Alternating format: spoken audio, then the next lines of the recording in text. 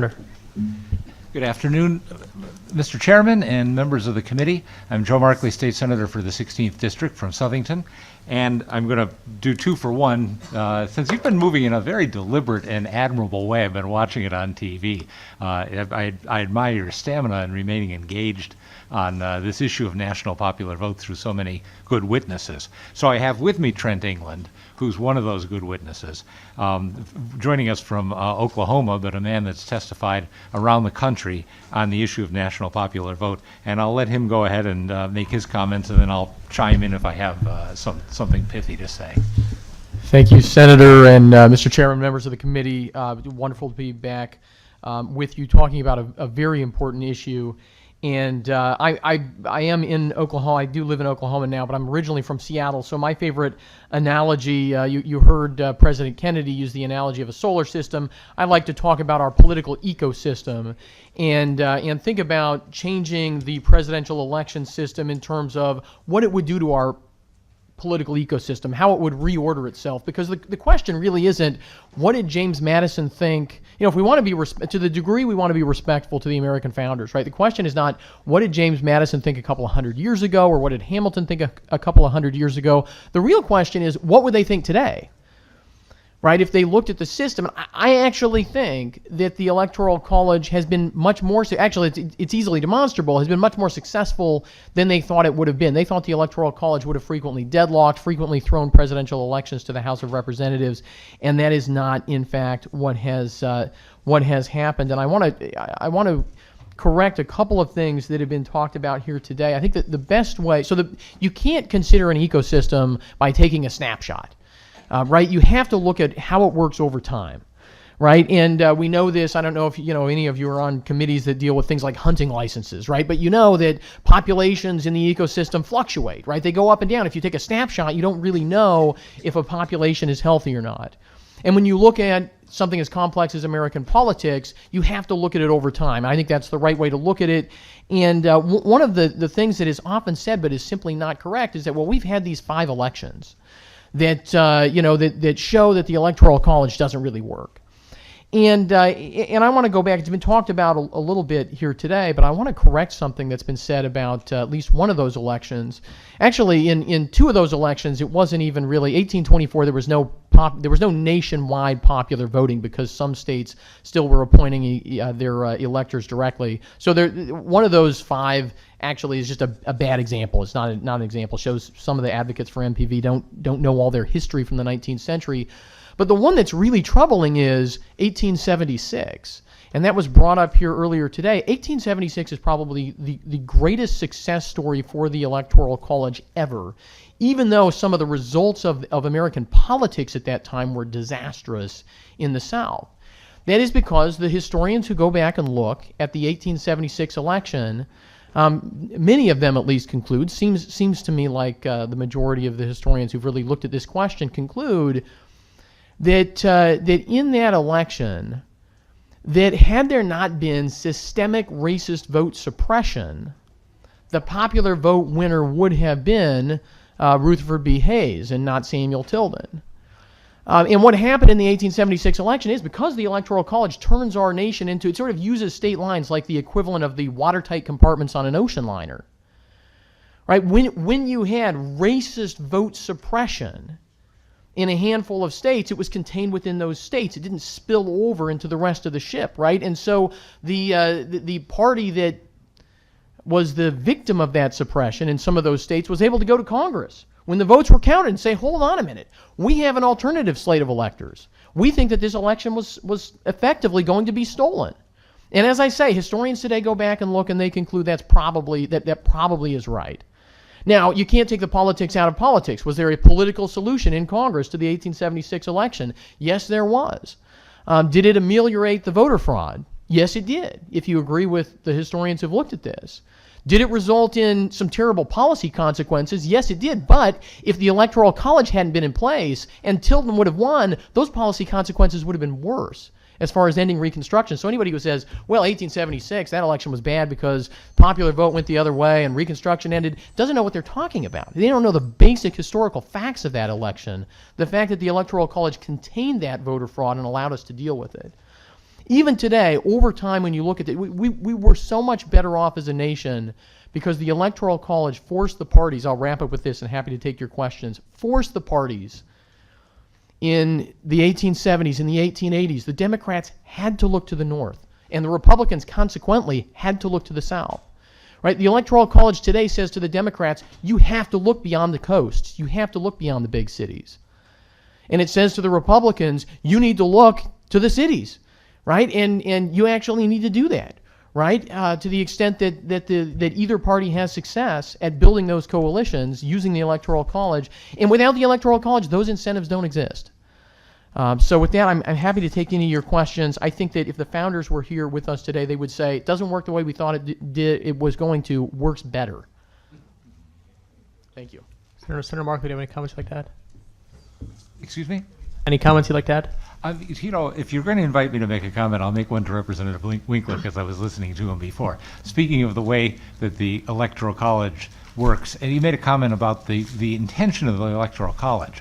And I'd say one thing, going back to Trent's comments about what was intended and how it's worked out, I really think the reason we have an Electoral College is because the founders did not anticipate a two-party system. In fact, they wanted to do everything they could to avoid having a system. If you don't have a party system, how do you come up with nominees for president? Who are we supposed to be choosing among?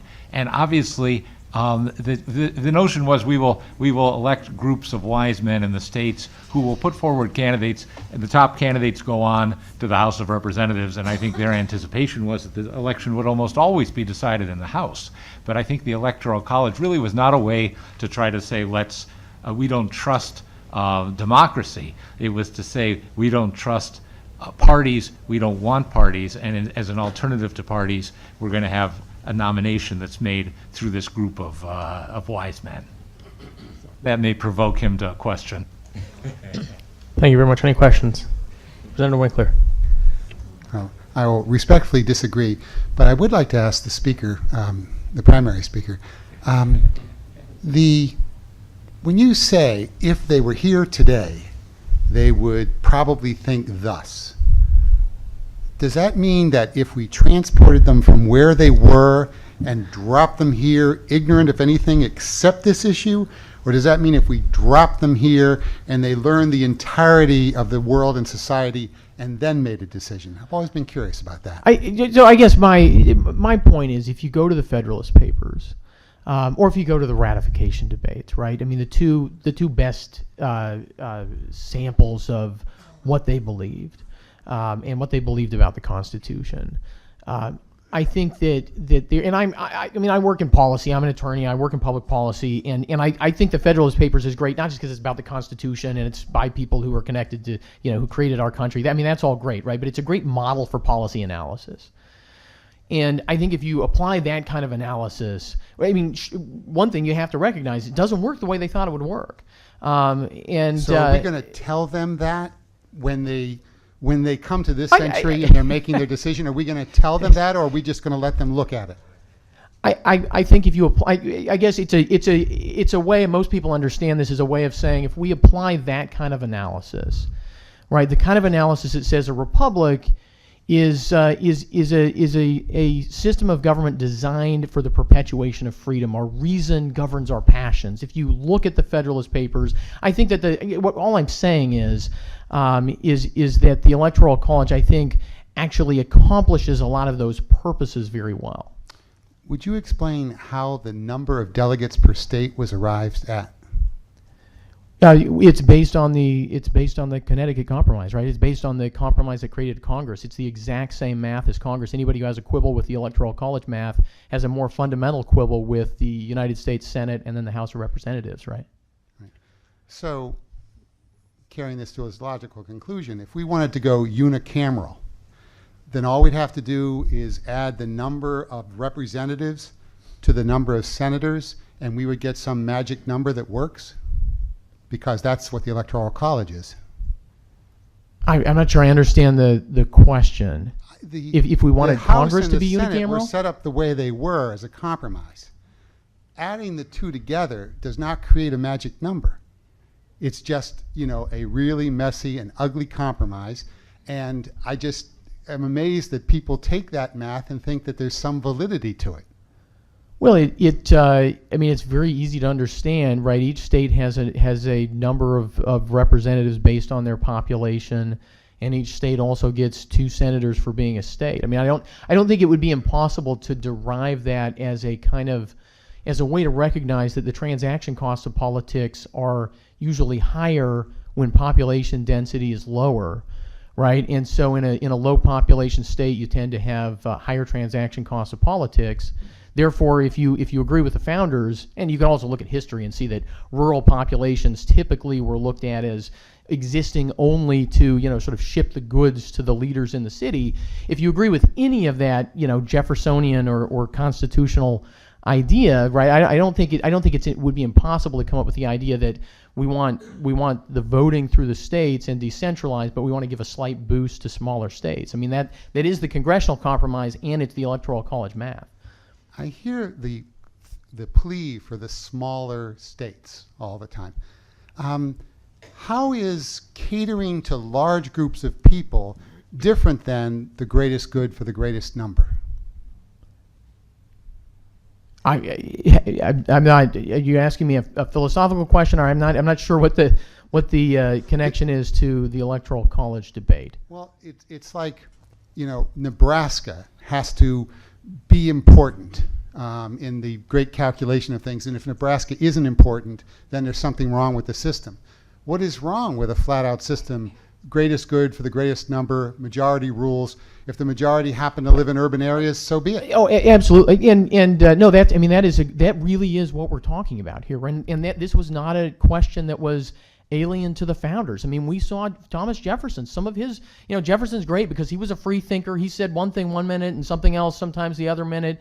And we can go. I mean, Jefferson looked at the French Revolution and said, "That's exactly what they're going to do, right? The French Revolution they're taking the next step, right? They're NPV is 200 years too late, right? So I mean, that's what they were going to do, right? Vox populi est vox Deo. The voice of the people is the voice of God." And a few years later, they looked back at that and said, "No, maybe this republic thing, these checks and balances, things like the First Amendment, which is probably the most anti-democratic part of the Constitution, right, says we don't care how big your majority is. Certain things you can't do. Those things in the Bill of Rights." I mean, yeah, they thought about these things. They just determined that a system of limited government with checks and balances and protections was better. Thank you.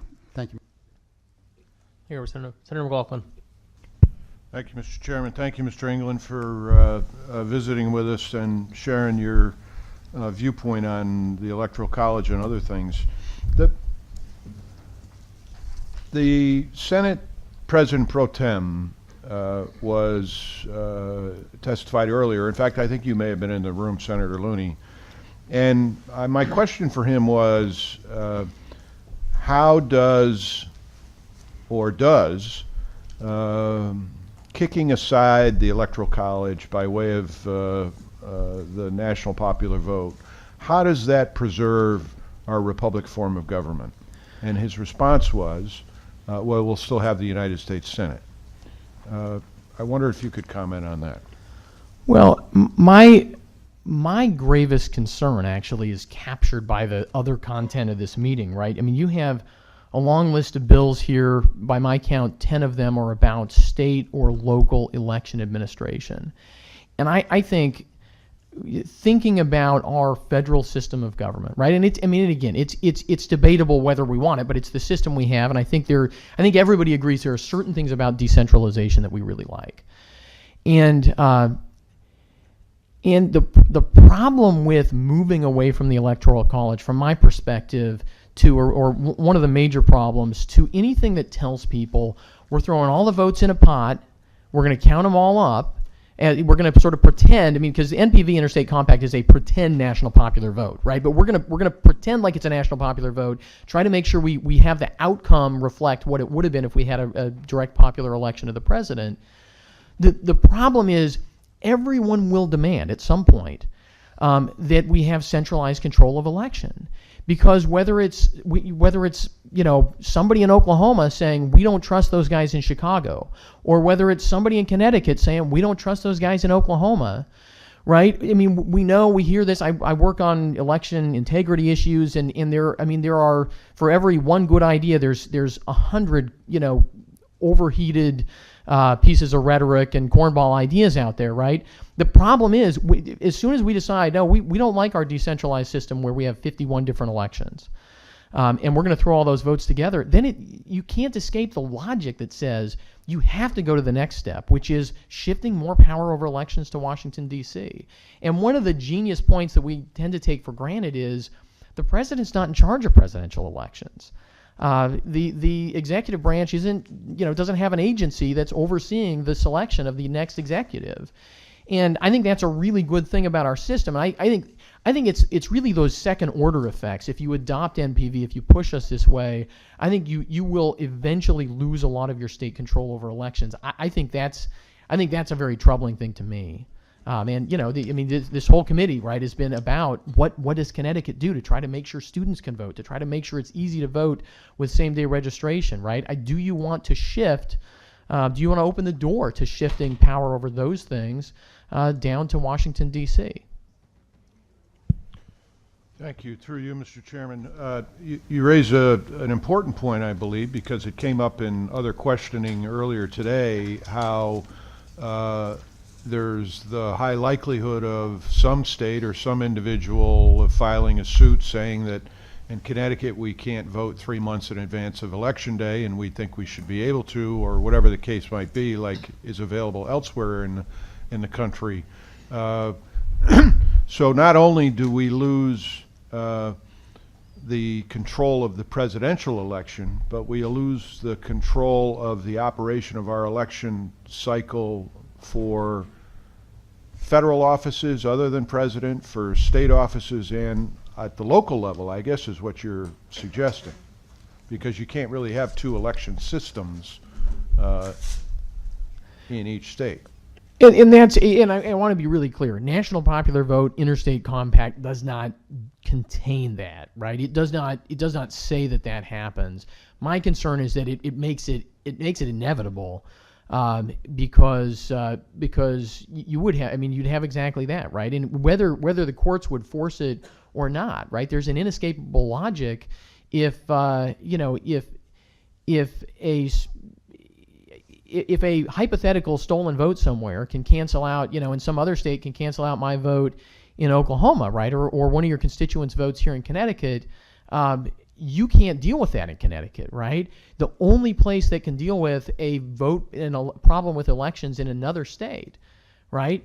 Those people are in Washington, D.C., and whether you like them or not, those are the people you have to look to referee any of those disputes.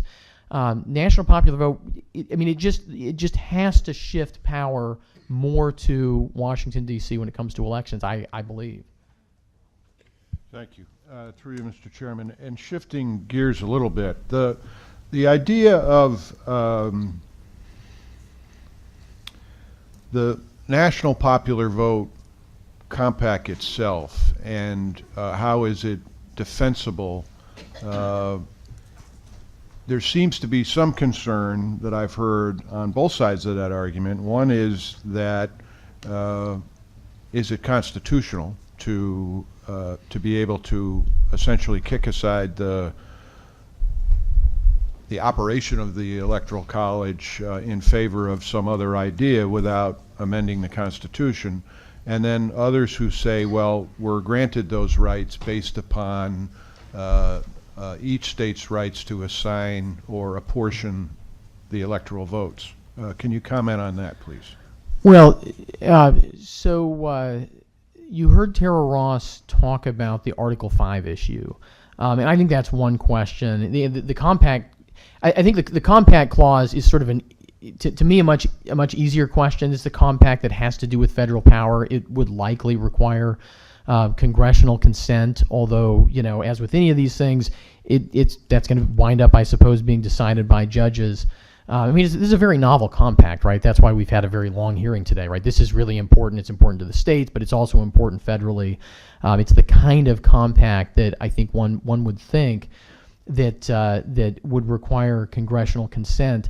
My issue, I have a different constitutional concern, which is that when you look in Article 2, it says each state shall appoint in such manner as the legislature thereof may direct, and it goes on to talk about the Electoral College. The electors don't belong to the legislature, right? The electors belong to the state. And states have used a lot of different ways to allocate electors and have thought up even more. But national popular vote is it's the only time states have ever considered awarding electors based on something extrinsic to your own state, right? I mean, if the people's elected legislators get together and appoint the state's electors, that reflects the state's political will in a multi-stage process. If you have a vote by congressional district, as they do in Maine and Nebraska, that reflects the state's political will through that system, and when it's statewide, as in the other 48 states and D.C., that reflects, right? All those things are about the states, reflecting the state's will in the presidential process. We know that the founders were thinking this, right? I mean, this was the idea. This is why it's broken up by states. I think there's a real question. It's sort of like, I can vote for whoever I want, but I can't sell my vote, right? And you might think, if I say, well, I can vote for whoever I want, well, why can't I sell my vote? But we have decided you can vote for whoever you want, but you can't sell your vote. That's illegal. And it'd be immoral anyway. It undermines the whole purpose of the system, right? And so the idea that legislators get to award the state's electors, they still belong to the state. To me, it's a real question.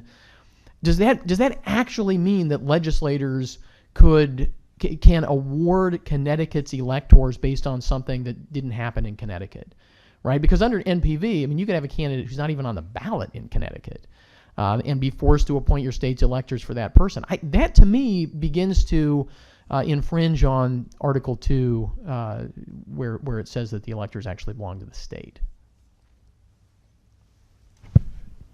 Thank you. And finally, through you, Mr. Chairman, I missed your earlier talk, although I caught part of it on television while I was trying to cover something else. And your suggestion that the Electoral College was designed and forced to require candidates to work the north-south divide, if you will, and that now they must find coalitions in the big cities, in the small towns across America, and work both coasts and pay attention to the middle. And I guess my question is, how well has that vision of the design of the Electoral College, how well has that vision worked? Is it always proven itself, or have there been times where it fell apart? Well, so I wasn't suggesting that it was that was the intent. That was an overarching intent. You see this in George Washington's farewell address of many of the founders, was recognizing that there was this burgeoning north-south divide, and also a coastal versus interior divide that had a lot to do with trade. And so there were those concerns. I don't know that the Electoral College was designed. I mean, it certainly wasn't one of the primary arguments for the Electoral College system that it would bring. But my argument is that it has had those effects. And you see it best in times of constitutional stress. I mean, you see it even in our very darkest moment as a country, during the Civil War, when the Democrat convention split in 1860. They did that recognizing that because of the Electoral College system in particular, that would doom them electorally, right? So even in going against those incentives that are in our process, they still recognize that those incentives were there. So I do think that we see this over time play out. I mean, Kennedy's name has been referenced a couple of times, right? The Kennedy family were Democrats because of the Electoral College. Because after Grover Cleveland lost in 1888, right, the Democrats had to have a political strategy that increased their outreach to the North. One of the things they noticed was that those Republicans in places like Massachusetts were resting on their laurels. They had the attitude, we're never going to lose, right? So we can be snooty to these new immigrants these new Catholic immigrants from Ireland. We can mistreat them. We can disenfranchise them. Who cares? Right? We've got a lock on Massachusetts. And as long as the Democrats, are happy to have their huge margins, 84% in South Carolina, over 70% in 4 other states in the 1888 election. If they're happy with that, well, we'll just all be happy. Sort of like gerrymandering works out today, unfortunately. But the Democrats didn't do that. They said, we're going to go to the North. We're going to go to Boston. We're going to say this party is disenfranchising you, but we want you to be part of our coalition, which had the effect, by the way, of pushing some other elements out of the Democrat coalition in the South, which I would say was also a very good thing, right? The Democrat Party moves to the center so that it can move into the North, so that it can win elections again, and there you have FDR, there you have Jack Kennedy. They came out of the Electoral College incentives that designed the Democratic Party, right? And this is where Democrats are going to meet on Saturday, right, and elect a new chairman. And one of the big questions is, are we going to double down on the Al Gore, Hillary Clinton strategy, or are we going to go out and try to win back some of these states that we used to consider safe blue states in every election? West Virginia, Pennsylvania. Or are we going to put together something else? Are we finally going to turn Texas purple, as they've been talking about for a long time? Right? That's a healthy country. That's a healthy system. Right? Doubling down on regional politics is not a healthy system, and the Electoral College is the system that we have that has punished parties for doing that at the national level. Thank you, Mr. England. Thank you. I guess my Democratic counterparts would be well served to send the recording of what you just said to the Democratic National Committee meeting this weekend. They probably need to hear that. Thank you again for being And they have here. some great candidates. Thank you, Mr. Chairman. Anything further from Mr. England? Yes, Representative Haddad. Boy, I was a physics major in college. I guess a lot of this stuff is sort of an interesting conversation. I wasn't a political science major like a lot of folks, or a history major. But there are a couple of questions I had. One is, I think at one point or another you had mentioned that you thought that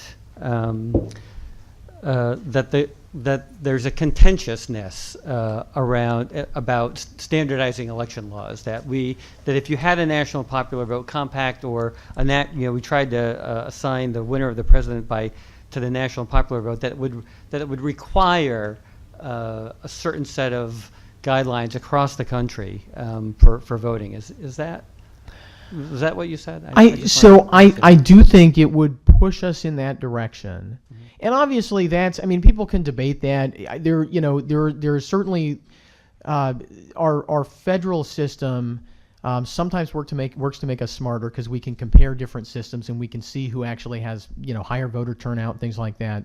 And on the other hand, certainly it also has allowed in the past discrimination and things like that. So I recognize there are two sides to that coin. I think it would push us in that direction. I think that the particularly troubling thing about it in the case of presidential elections is that you would have somewhere in the executive branch, I assume, you would actually have an executive agency that would have more power over electing the next executive. That's where I think the concern is. I don't think the concern is just about having more uniform election laws, although I do think there's a possibility to lose some benefits that we get through our federal system. I mean, the reason why I ask you a question is because that's precisely what I thought happened after the 2000 election. The entire nation's eyes were turned to, registrar voters and election officials in Florida who were trying to look at these hanging chads. And what came out of that was HAVA, mm-hmm. right? The Help America Vote Act. So it seems to me that the argument that somehow moving to a national popular vote will will cause a uniformity that doesn't occur now, I guess is the assertion that I'm curious about challenging. So the interesting thing about it, and this is where I think some of my lawyer friends are too lawyerly, and some of the NPV folks are sort of too dismissive of this. They say don't look further down the road than just this enactment. Equal protection applies within individual states. This is just a weird aspect of how all this worked, and a lot of people learned this in 2000, right? And it makes sense when you have elections state by state. So I can have an equal protection claim for some election violation within my own state, but not against somebody in another state. And right now, and these are totally separate parts of the Constitution, right? We're talking about Article 2 and the 12th Amendment, the 14th Amendment. So right now that sort of, there's a consistency there, right? The election is within your state, and your equal protection is within your state. My concern, so lawyers will say, well, that's fine. So if you have NPV, some other state might pull some shenanigans that cancel out your vote, but you can't sue over it. Right. I mean, I've heard people make this argument because equal protection doesn't cross state lines. Well, to me, that's very unfulfilling, right? Because obviously people will try to sue over it, and even if they can't win, they're going to be rightly really frustrated, right, and demand some change. And the problem is, it's one thing to have the HAVA standards, which are, to some degree empowering the Justice Department, but in particular, it is some Article 3 intervention in elections. It's one thing to have that. It would be another thing to actually shift a lot of election administration to the federal level. That's my bigger concern, and I admit that I see that as a follow-on effect to moving in this direction. And I follow politics around the world a lot, and one of the very legitimate criticisms you hear of other countries' elections is, well, yeah, but the incumbent president was running the election that reelected him, right? That tends to make people unhappy for, I think, frequently for good reasons. Yeah, I understand. One last comment, I guess, and I'm not sure, if this is much of a question, but I just wonder, as we've been talking about national popular vote and talking a lot about geography in terms of trying, the Electoral College being a system that encourages, the argument would be that it encourages candidates to look at a broad geography for building their coalition, as opposed to a national popular vote where you could try to win in a fewer number of jurisdictions. I wonder what the founders would think, I guess, about the internet. It seems to me like we're stuck in this conversation with a very antiquated notion about what a community is, and about how people get information, and about whether or not people sort of that geographic jurisdictions are really important anymore. I can go online and live in a virtual community with people from all manner of different kinds of communities, rural, urban, people who are like-minded, like me, and increasingly, I think, we're not only marketed to by businesses that way, but also increasingly by politicians that way. I was listening to NPR about how adept marketers are at identifying proclivities of voters and consumers based on any of a number of different things that they can learn from our digital footprint, if it were. It just seems to me that we're stuck in a very antiquated way of thinking about our elections, but trying to sort of build in some sort of geographic importance to our elections when increasingly people are dealing with this as individuals. I think that's a great observation. I was going to say I'd like to buy you a beer and talk more about that, but I don't know if that's legal here or not.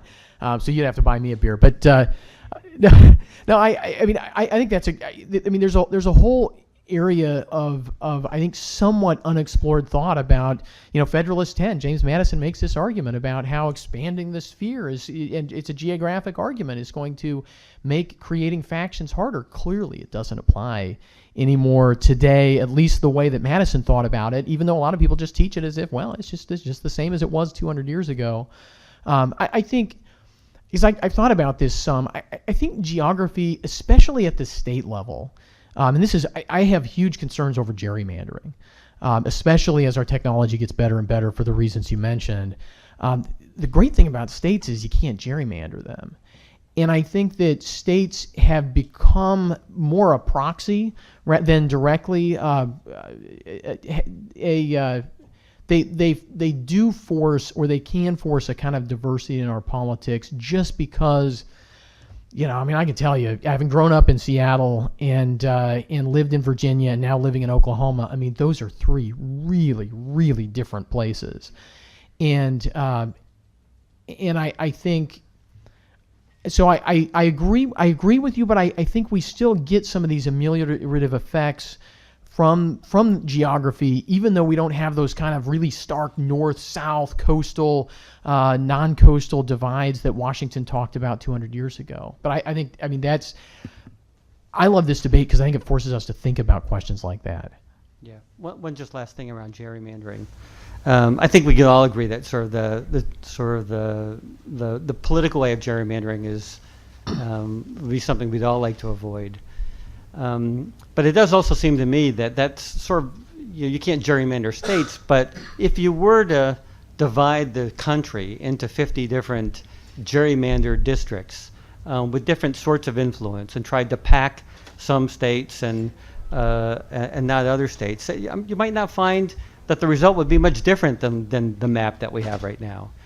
It seems to me that the best way to sort of expression against gerrymandering, artificial barriers that sort of divide folks, is just to say it's the boundaries of the United States and say we're going to have one vote as a country and say winner take all. If I could just respond to that briefly, I think the problem though is back to what you mentioned, right? Which is that there the pollster and the campaign consultant really are fully king, right? There's no game board you start with, right? There's no state lines you start with that say, no, you can't be too narrow in these. And it actually would be different if cities were, say, evenly divided among the states, right? I mean, if every state had an exactly even, urban-rural divide. But because that's not true, you get something that actually has been very unpopular in American political science to talk about since the founding. You get a kind of virtual representation, which is what it's unpopular because the British said, no, you colonials, you don't need real representation, you have virtual representation. But you do get a kind of, they might not come and talk to a guy plowing a field in Oklahoma, but they do in Iowa, and that's better than nothing. And we do get some of that. One other thing I wanted to mention is, because it's been said a few times, I think it ties into this geographic argument, is that we don't do this in any other election. And nowhere else around the world do they do it. It's just not true, right? The most important thing, I suspect, about the Connecticut State Senate, the Connecticut State House, is what party is in control. Who the speaker is and who the majority leader is. Those things are elected through an electoral college. Well, it's through the legislature, right? But you elect somebody from each district, and you don't throw in. You could say, well, we're actually going to add up all the votes from all the House districts and figure out who should be the Speaker of the House. We're going to add up all the Senate district votes and figure out who should be the majority leader of the Senate. You don't do that. Right? And every parliamentary country, every parliamentary system around the world, the prime minister's elected the same way. There's a kind of a geographic division there. And India, which is the larger democracy than the United States, that is fit, I think, to be called a democracy, India has an electoral college.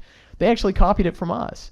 And so, it's been said a lot here that, well, everything else we just throw all the votes in a pot. That's not how any Speaker of the House, any Senate Majority Leader, that's not how any parliamentary system, and that's not in India when they elect their president. They copy us, use an electoral college, and think it's a good thing. So, geography still seems to matter. Anything further? Representative Devlin? Mr. Chairman, and thank you for your testimony.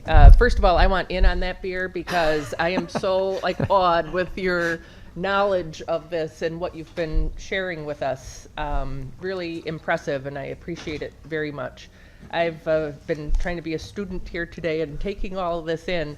So I just want to ask you to step back a minute and come back to a very simple scenario here, because and with the discussion, I have gained more appreciation for the complexity behind the Electoral College and why it's there and all of that. But at the same time, right, we got a simple thing here. One person, one vote. That's what I want. I want my vote to count. If we went that route, what would be sort of the biggest shift we might see? Or, maybe the top three things we really need to think about with that, because I still think that the one person, one vote is a simple argument to make, because it's just logical, and there is a lot of complexity and things that, maybe makes your head spin when you start really thinking about it. So how would you describe what would be different? Yeah, that's a great question. And I think it's this is the most immediate question. If NPV was, if it ever actually was passed by enough states and it took effect, how would it change campaign strategies, and then how would it change the way national parties operate? And then that would trickle down. But just starting with that question about campaign strategy, actually working on this issue has helped me to think about this, because I've been up to Alaska. I've talked with legislators up there, and and Maine, and all across the country, California. And the reality, and you all have run for office, right? And you ran in single-member direct election districts. And I don't know exactly how big your districts are. I ran once for state representative in Washington State, obviously much less successful than all of you. But one of the things that you learn, right, is some people live down long driveways. Some people have big dogs. Their votes is mathematically as equal as anybody else's. But I think my friend Barry Fadden was up there in Alaska, or one of their lobbyists was up there in Alaska saying, "Well, you're going to be treated like everybody else." I mean, no, that's just preposterous. It's just silly, right?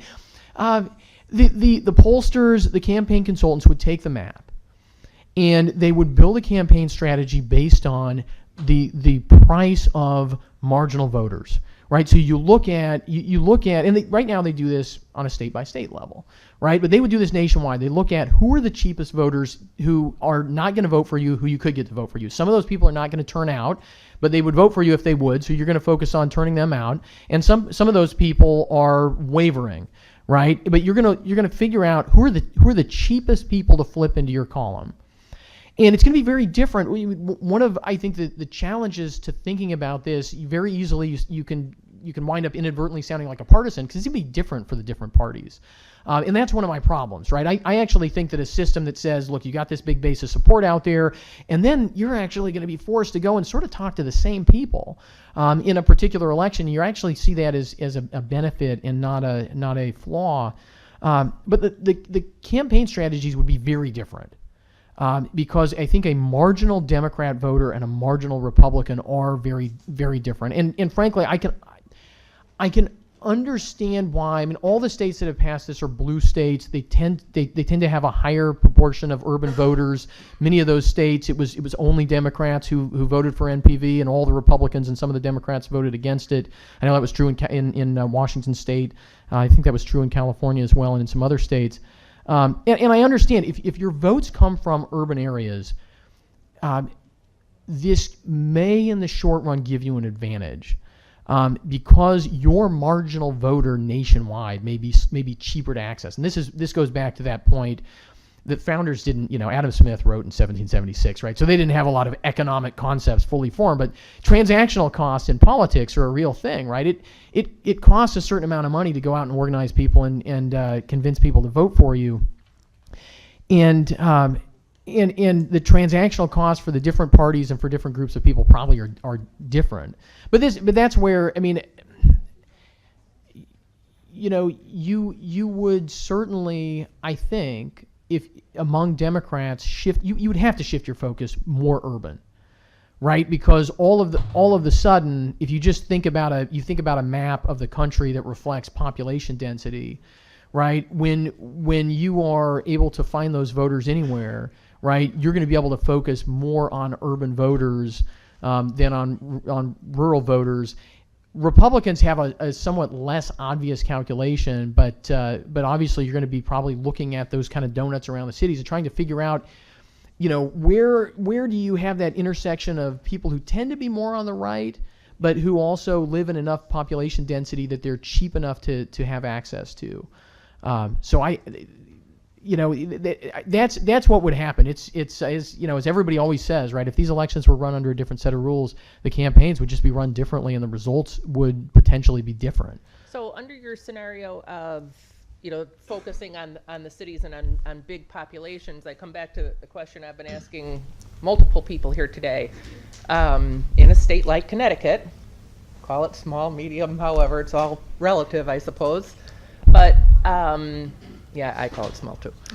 But how would my vote count differently, right? Because my understanding is, under the national popular vote, everybody in the state of Connecticut votes green, but the rest of the country votes purple. Our votes still have to be purple. So how am I any more enfranchised under the national popular vote, and how does Connecticut have more of a say, or in the national election? And that's, I pulled up the results from 2016. It's just funny to me to hear people say that a vote for Dan Carter counted, but a vote for Donald Trump didn't count in Connecticut, right? And Connecticut voters seem to be smarter than that, because far more Connecticut voters voted in the presidential contest than in the U.S. Senate contest here, right? So, I mean, I'm always confused by that, because you can apply the same logic to a Senate, to a House. You know, you can say, well, I voted for and some people have been saying that about the U.S. Senate, right? The U.S. Senate's more likely to produce an outcome like this than the Electoral College is, that, well, more people voted Democrat, but the Republicans control the chamber because it's a districted election. I don't know. I really take umbrage with National Popular Vote tramping around the country saying, well, your vote doesn't matter because you voted for a candidate who lost, or your state wasn't as hotly contested. Happens in Senate. I mean, as I said, I've lived in blue Washington, purple Virginia, and red Oklahoma, right? And I voted in all of them. And this idea that my vote mattered more, my vote mattered more in the local elections, as was talked about here today. I thought that was a great conversation.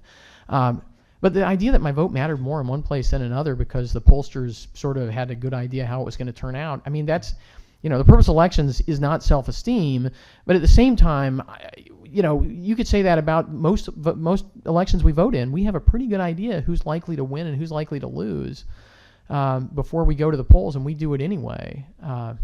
So yeah, I disagree fundamentally with this argument that, well, your vote doesn't matter if if you didn't get that last campaign visit or something else. Thank you. Thanks for your answers and for your participation today. Thank you. Anything further? Representative Winkler. I am a political scientist by training, and I love the mental exercise involved in justifying historical accident and glorifying chance. But let's look to the future for just a second. In 100 years, we're not going to be walking to the polls. In 100 years, we're going to be voting on secure networks. They may even be implanted devices. Who knows? But do you think when this happens that they're going to program them for where you happen to be standing in the country? No, it's going to be a national public vote. It's just going to be a question of time. And what we seem to be doing now is fighting a rear guard action to defend the past as absolutely long as possible. That doesn't make any sense to me at all, because we're still, I assume, going to have local offices, and so I assume we're still going to know where we are and be in a specific place. I mean, maybe we go 1,000 years in the future and we're all, assimilated into the Borg or something, then it won't matter so much. But as long as we have local offices, we're still geography. I mean, I like that line of thinking. I think it is something we need to be forward thinking about, ways in which geography and community are changing. But I don't see in the next 100 years us doing away with our local, I think our registrar may be left, but doing away with our towns and our local school districts. And I don't know, maybe, but I think we might want to wait until we know that that's the way the world is going before we further unwind our localism. So 100 years from now, you think Connecticut will probably still have 164 or whatever school districts? You don't think regionalization, you don't think span of control, you don't think any of those things is going to have any impact? We have over 500 in Oklahoma, and I hope that's not true 10 years from now. But that's a different question. No, I mean, obviously there's some benefits to consolidation, but I also think, this was the hubris of 100 years ago, or 130 years ago with the Prussians, right? I mean, this was the Prussian view, was this democracy stuff, this is really messy. Fundamentally, that's what's so messy. We want to have these big bureaucracies, fill them full of university-trained experts. They're going to make our decisions for us. Democracy will be about allowing the people to blow off steam over here. I mean, that was the early progressive view of all of this, and part of it rationalized that way. They said, well, we're so smart now in the 1880s that surely we don't need to do things the way we did them 20 years ago. I think things like this are going to make participatory democracy much more common than many people are going to be comfortable with. Thank you, Mr. Chairman. Anything further? Mr. England, if I could just one quick question. Without wanting to have you repeat yourself, Ms. Ross earlier mentioned something about congressional approval, Article 1, Section 10 of the Constitution. Can you just comment briefly on that? I do think that, I think this is the kind of compact that requires congressional approval, the kind of compacts that don't tend to have to do with, the price of, you got things that set prices, you have things that deal with rivers between states where there's no federal interest. And that's where courts have said, and I think courts should be a little more textual than this, but courts have said, look, doesn't implicate a federal interest, not a big deal, don't need congressional consent. This implicates federal interest. I mean, there's no question that that's true. So I think this would need congressional consent for sure. And even NPV, they started out saying, no, there's no question this does not need congressional consent. My understanding is now they say, well, yeah, it might, but we would do that if we had to. Thank you very much. Anything further? Thank you very much for your time. Thank you. Thank you. I think this is the most interesting testimony I've offered so far.